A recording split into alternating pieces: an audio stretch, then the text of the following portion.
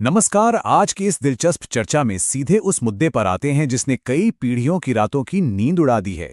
आज हम जापान की सबसे खौफनाक, दिलचस्प और पुरानी अर्बन लेजेंड्स में से एक की गहराई में उतरने वाले हैं।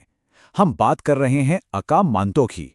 ये कथा सिर्फ एक डरावनी कहानी नहीं है, बल्कि डर और इंसानी मनोविज्ञान का एक बेहतरीन उदाहरण है जो पूरे जापान में फैला हुआ है। तो चलिए इस रहस्य पर से पर्दा उठाते हैं। चलिए एक ऐसे दृश्य की कल्पना करते हैं जो किसी के अंदर भी सिकुड़न पैदा कर दे। देर शाम का वक्त है। एक प्राइमरी स्कूल का पुराना, कम इस्तेमाल होने वाला बाथरूम जहां एक अकेला विद्यार्थी फंसा हुआ है। रोशनी बेहद कम है और चारों तरफ एक अजीब सा सन्नाटा छाया हुआ है।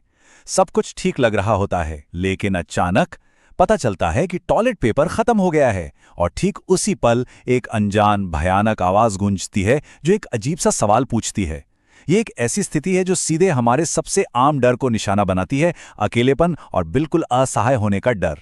तो चलिए सबसे पहले द कोर लेजेंड यानी इस मूल कथा के बारे में बात करते हैं। अब अकुमा मंटो की कहानी ऐसे ही रैंडमली कहीं भी घटित नहीं होती। इसका एक अपना निश्चित ढंग है। ये घटना आमतौर पर स्कूल के किसी खास बाथरूम के एक खास स्टॉल में ही होती है।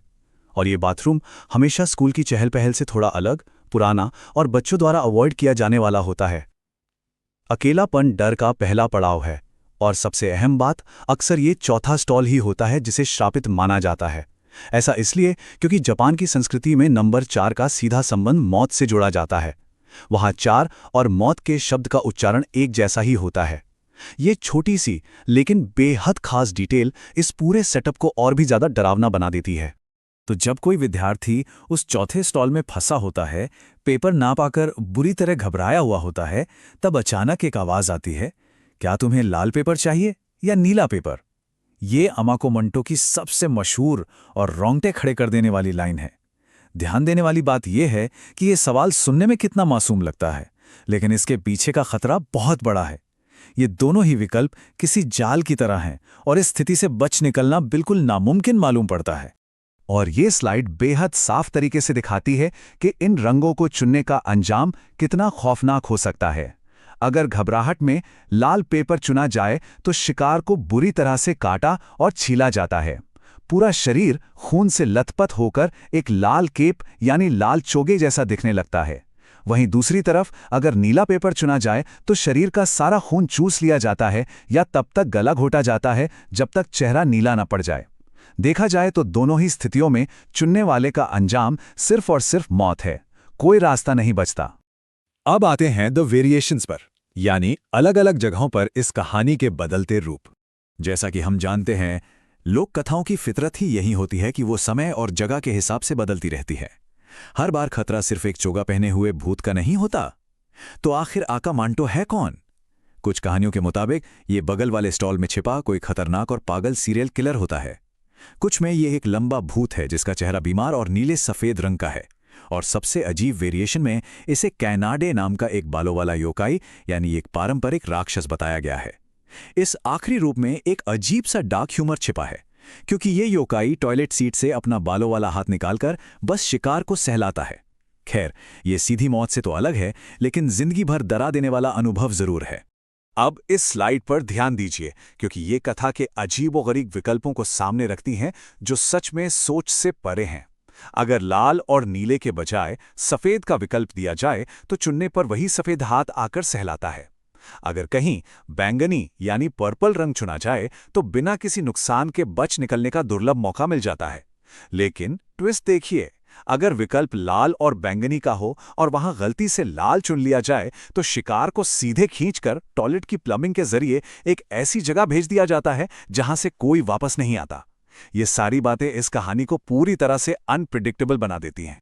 आगे बढ़ते हैं द इल्यूजन ऑफ एस्केप की तरफ, जहां बचने की हर उम्मीद एक भ्रम साबित होती है। इन भयानक नतीजों को देखने के बाद ध्यान उन कोशिशों पर जाता है जो एक फंसा हुआ इंसान अपनी जान बचाने के लिए करता है। इंसानी फितरत है नियति को चकमा देने की कोशिश करना, लेकिन इस लेजेंड में चालाकी दिखाना सिर्फ एक धोखा है। ये किस्मत के खिलाफ एक ऐसी लड़ाई है जिसे जीता नहीं जा सकता। मिसाल के तौर पर अगर कोई बहुत ही चालाक विद्यार्थी पहले से तैयार होकर अपना एक्स्ट्रा टॉयलेट पेपर लेकर जाए तो कथा कहती है कि वो पेपर इस्तेमाल करने से ठीक पहले हवा में गायब हो जाता है। अगर कोई चालाकी से दिए गए रंगों के अलावा पीला पेपर बोल दे तो नतीजा और भी बुरा होता है। सर को टॉयलेट के गंदे पानी में तब तक डुबोकर रखा जाता है जब तक मौत ना हो जाए।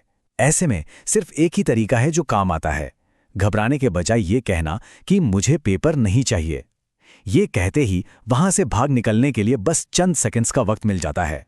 चलिए अब बात करते हैं ओरिजिन्स ऑफ द टेरर की और देखते हैं कि ये सब शुरू कहां से हुआ। दोस्तों के बीच सुनाई जाने वाली इन कैंप फायर स्टोरीज से थोड़ा बाहर निकलकर आइए इस विषय को थोड़ा मनोविज्ञान के नजरिए से देखते हैं। इसकी जड़ें कहाँ जुड़ी हैं? इस कथा का सबसे अहम मूल इस मांटो शब्द में ही छिपा है। 1930 के दशक में जब ये लेजेंड शुरू हुई थी तब मांटो का मतलब एक छोटा बिना आस्तीन का किमोनो जैकेट हुआ करता था, लेकिन आज के आधुनिक वक्त में इसका मतलब एक लंबा हुड वाला चोगा या केप हो गया है। भाषा और पहनावा बदलने के साथ साथ पीढ़ियों के दिमाग में अका मांटो की पूरी तस्वीर ही वक्त के साथ बदल गई। और यहां सामने आती है सबसे बड़ी समझ।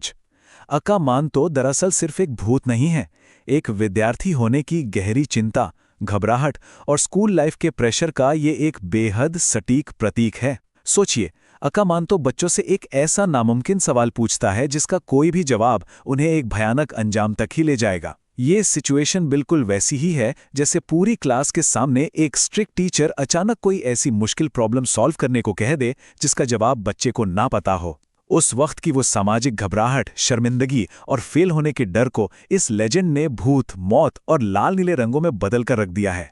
तो मूल बात यह है, क्या अक्का मांटो वाकई में सिर्फ देर रात सुनाई जाने वाली एक खूनी और डरावनी कहानी है, या फिर ये हमारे समाज की, विशेषकर विद्यार्थियों पर पड़ने वाले परीक्षा के दबाव और उनकी सबसे गहरी घबराहटों का एक सच्चा आईना है?